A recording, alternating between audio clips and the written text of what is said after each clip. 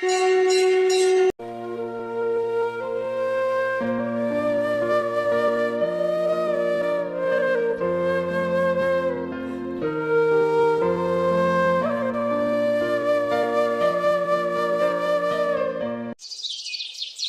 मास के शुक्ल पक्ष को कामदा एकादशी है। यह समस्त पापों को नष्ट करने वाली एकादशी है। जैसे अग्नि लकड़ी को जलाकर राख कर देती है, ऐसे ही इस एकादशी के पुण्य के प्रभाव से सब पाप नष्ट हो जाते हैं। तो आइए जानते हैं आज की इस कहानी में कामदा एकादशी व्रत कथा के बारे में। अनेक वर्ष पूर्व रतनपुर राज्य में राजा पुंडरीक राज करते थे। वो अनेक ऐश्वर्यों से युक्त था। उनके राज्य में अनेक गंधर्व, अप्सराएं आदि वास करते थे। इस राज्य में आर्थिक संपन्नता और खुशहाली का वास था। इसी राज्य में एक अप्सरा अनीता अपने पति मोहन के साथ रहती थी। दोनों पति पत्नी गायन विद्या में पारंगत थे। उन दोनों में एक दूसरे के प्रति बहुत प्रेम था।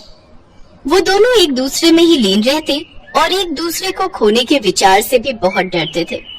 एक दिन मोहन राजा पुंडरीक के सामने गायन और नृत्य कर रहा था, लेकिन नृत्य करते करते उसे अपनी पत्नी अनीता की याद सताने लगी, जिसके कारण वो अशुद्ध गायन और नृत्य करने लगा, जिस पर राजा को भयंकर क्रोध आ गया। हे मूर्ख, तू मेरे सम्मुख गायन प्रस्तुत करते हुए भी अपनी स्त्री का स्मरण कर रहा है। मैं तुझे श्राप देता हूँ कि तू नरभक्षी दैत्य बनकर अपने कर्म का फल भोगेगा। महाराज पुंडरीक के इतना कहते ही मोहन एक विशालकाय राक्षस बन गया। उसका भयंकर मुख, विशाल पहाड़ समान गर्दन और सिर पर भयानक सींग, बड़ी बड़ी डरावनी आंखें उसे काफी भयभीत बना रही थी। ये क्या हो गया? मैं ऐसा भयानक राक्षस? मोहन ये सोचकर जंगल की ओर चला गया और अपने कर्मों का फल भोगने लगा। लेकिन अपने पति का ऐसा हाल देखकर अनीता दुखी हो गई।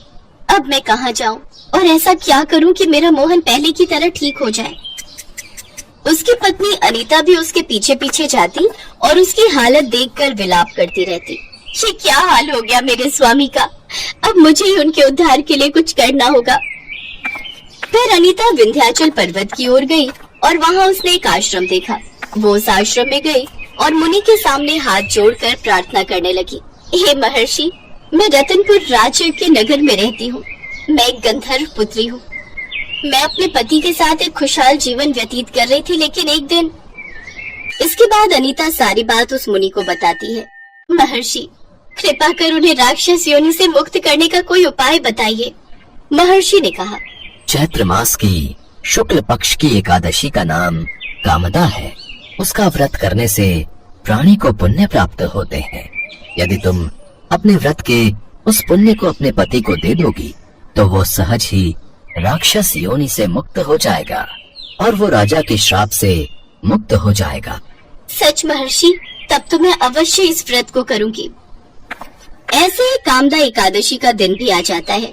महर्षि के कहे अनुसार अनीता ने उस व्रत को पूर्ण किया और फिर ब्राह्मणों के समक्ष अपने उस व्रत का फल अपने पति को दे दिया और ईश्वर से प्रार्थना करने लगी।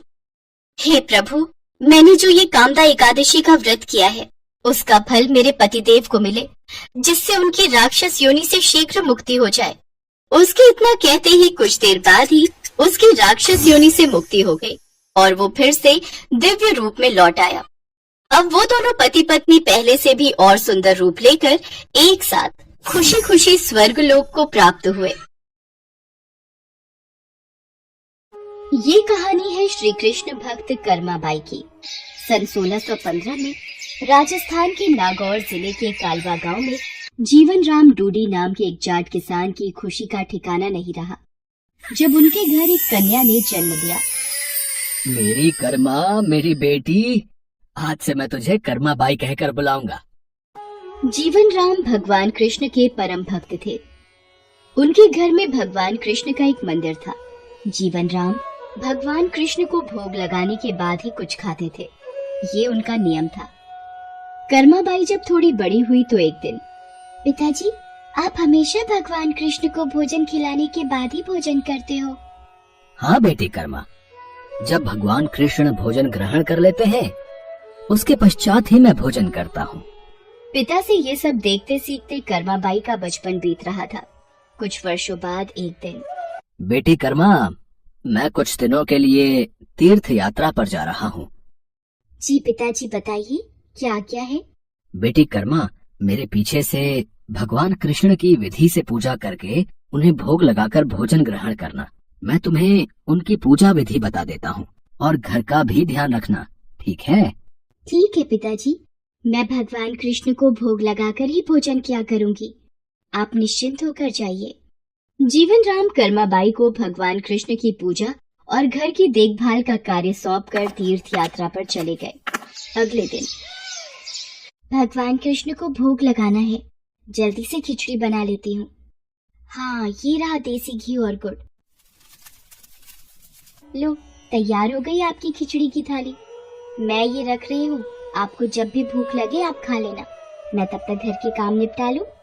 कर्माबाई खिचड़ी की थाली भगवान के आगे रखकर घर के दूसरे कामों में लग जाती है। वो एक दो बार आकर देखती है। उसे लगा कि शायद भगवान को भूख ना हो। थोड़ी देर बाद, पता नहीं भगवान खिचड़ी क्यों नहीं खा रहे हैं। थोड़ा गुड़ और घी ज्यादा कर देती हूँ। ये लो भगवान, अब मैंने इसमें घी और गुड़ ज्यादा कर दिया है, अब तो खा लो। पिताजी आपके भोग की जिम्मेदारी मुझे सौंपकर तीर्थ यात्रा पर गए हैं। अब वो कुछ दिन बाद आएंगे, तब तक आप मेरे हाथ का बना भोजन खा लीजिए। मुझे ज्यादा व्यंजन बनाने नहीं आते। ये खिचड़ी आपके लिए बनाई है, इसे खा लो भगवान। मैं आपसे विनती करती हूँ, ये खिचड़ी खा लो, वरना जब तक आप भोजन नहीं करोगे मैं भी तब तक भूखी रहूंगी। देख लो फिर। कर्माबाई भगवान कृष्ण से नाराज होकर भूखी प्यासी उनके सामने ही बैठी रही। दोपहर से शाम बीत गई। कर्माबाई भगवान के समक्ष भूखी बैठी रही। भगवान कृष्ण ने जब देखा कि कर्माबाई जिद पर अड़ी है, मूर्ति में से आवाज आई, कर्माबाई, कर्माबाई, तुमने पर्दा तो किया ही नहीं। पर्दा करो, तभी मैं भोजन करूंगा। अरे हाँ प्रभु, रुकिए, मैं अभी अपनी चुनरी का पर्दा करती हूँ। आप आराम से खिचड़ी खाओ। आप मुझे पहले बता देते, इतनी सी बात के लिए पूरा दिन खुद भी भूखे रहे और मुझे भी भूखा रखा। थोड़ी देर में देखते ही देखते पूरी थाली खाली हो गई। भगवान कृष्ण के भोग लेने के बाद ही कर्माबाई ने भोजन किया। अब तो नित्य नियम से कर्माबाई सबसे पहले उठकर भगवान के लिए भोग बनाती और पर्दा करके भगवान के समक्ष बैठ जाती। थोड़ी देर बाद पूरी थाली खाली हो जाती थी। मुझे लगता है प्रभु को सुबह जल्दी भूख लगाती है। कल से सबसे पहले भोग ही बनाऊंगी, उसके बाद स्नान वगैरह और घर के काम बाद में ही क्या करूंगी। हाँ, ये ठीक रहेगा। अब तो कर्मा की बनाई खिचड़ी भगवान कृष्ण बड़े चाव से खाते थे और पूरी थाली खाली हो जाती थी। एक दिन कर्मा के पिता तीर्थ यात्रा से वापस आते हैं। कर्मा बिटिया, कैसी है तू? पिताजी, मैं अच्छी हूँ। और आपके पीछे पहले दिन तो भगवान ने भोग ग्रहण करने में बहुत नखरे किए, फिर शाम को जाकर खिचड़ी खाई और अब तो भगवान कृष्ण सुबह सुबह ही मेरी बनाई खिचड़ी खा लेते हैं। मैं सबसे पहले उन्हें भोग लगाती हूँ, जब वो खा लेते हैं उसके पश्चात ही दूसरे काम करती हूँ। हे कृष्ण मुरारी, आपकी लीला कौन जाने प्रभु। मैं तीर्थ यात्रा में आपको ढूंढ रहा था, आप तो मेरे घर में ही विराजमान हो। धन्य हो प्रभु, आपकी जय हो। बेटी कर्मा, तुम जैसी पुत्री को पाकर मैं धन्य हो गया। अब से तुम ही भगवान कृष्ण को भोग लगाना।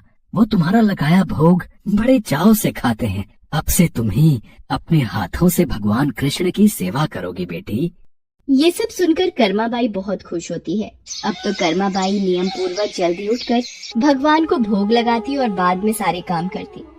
कुछ वर्षों बाद कर्माबाई के पिता स्वर्गलोक को प्राप्त हो गए। अब कर्माबाई घर में अकेले रहती तो उनका मन नहीं लगता था, इसलिए वो भगवान कृष्ण की मूर्ति को लेकर तीर्थ यात्रा पर निकल गई और भारत में अलग अलग तीर्थों के दर्शन करने के पश्चात वो उड़ीसा के जगन्नाथपुरी मंदिर पहुंची। बस अब यही जगन्नाथपुरी में एक कुटिया में रहकर भगवान कृष्ण की भक्ति और सेवा करूंगी।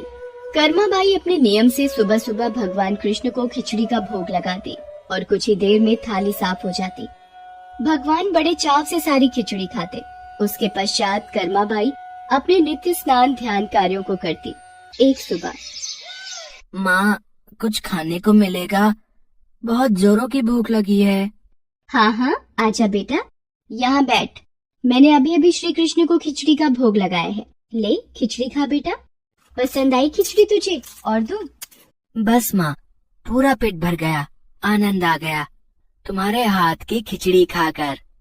माँ, क्या मैं ये स्वादिष्ट खिचड़ी कल भी खाने आ सकता हूँ? कल ही क्यों बेटा, तू रोज मेरे पास खिचड़ी खाने आ जाया कर। कर्माबाई की कुटिया में उस बालक के रूप में स्वयं भगवान जगन्नाथ खिचड़ी खाने पधारे थे और अब रोजाना कर्माबाई जब भगवान कृष्ण को खिचड़ी का भोग लगाती, थोड़ी देर बाद वो बालक भी खिचड़ी खाने आ जाता। एक दिन कर्माबाई, भगवान को बिना स्नान किए भोग लगाना अच्छी बात नहीं। तुम रोजाना सुबह पहले स्नान आदि क्रियाएं करके विधि विधान से पूजा करके ही भगवान कृष्ण का भोग बनाया करो। ठीक है बाबा, अब मैं स्नान करके ही प्रभु का भोग बनाया करूंगी। साधु की बात मानकर कर्माबाई अगले दिन से स्नान करके पूजा के पश्चात भोग तैयार करती। इस कार्य में उन्हें बहुत देर हो जाती थी, पर वो बालक तो अपने समय पर ही खिचड़ी खाने आ जाता था। माँ, खिचड़ी दो ना, जल्दी दो, मुझे बहुत भूख लगी है माँ। थोड़ी देर रुक बेटा, अभी देती हूँ। अब तो बालक रूपी भगवान जगन्नाथ जल्दी जल्दी खिचड़ी खाकर बिना हाथ मुंह साफ किए भाग जाते थे। उन्हीं दिनों मंदिर के पुजारी, जो काफी समय से मंदिर में सेवा कर रहे थे, ये जगन्नाथ भगवान के मुख पर खिचड़ी कैसे? मंदिर में तो काफी दिनों से खिचड़ी का भोग नहीं लगा, फिर ये भगवान के मुख पर खिचड़ी कैसे? हे प्रभु, ये कैसी लीला है आपकी? भगवान जगन्नाथ पुजारी के सपने में आते हैं। मेरी भक्त कर्माबाई, जो जगन्नाथपुरी में ही रहती है, वो बहुत ही प्रेम भाव से सुबह उठकर बाजरे की खिचड़ी का भोग लगाती है। मैं रोजाना सुबह जल्दी उठकर कर्माबाई की खिचड़ी खाने जाता हूँ। मुझे कर्माबाई के हाथ की खिचड़ी बहुत पसंद है। पर एक साधु ने उसके पास आकर सुबह स्नान और पूजा के बाद विधि विधान से भोग लगाने का बोल दिया है। अब कर्माबाई स्नान और पूजा के बाद भोग लगाकर मुझे खिचड़ी देती हैं। इन सब कार्यों में बहुत देर लग जाती है। मुझे बहुत तेज भूख लगती है। भक्तगण मेरा इंतजार कर रहे होते हैं, इसलिए जल्दी जल्दी खिचड़ी खाकर मैं बिना मुंह हाथ धोए वापस लौट आता हूँ। भगवान जगन्नाथ की अद्भुत बातों को स्वप्न में सुनकर पुरोहित जी हर जगह उस साधु की खोज करवाते हैं और उसे बुलाकर सारी बात बताते हैं।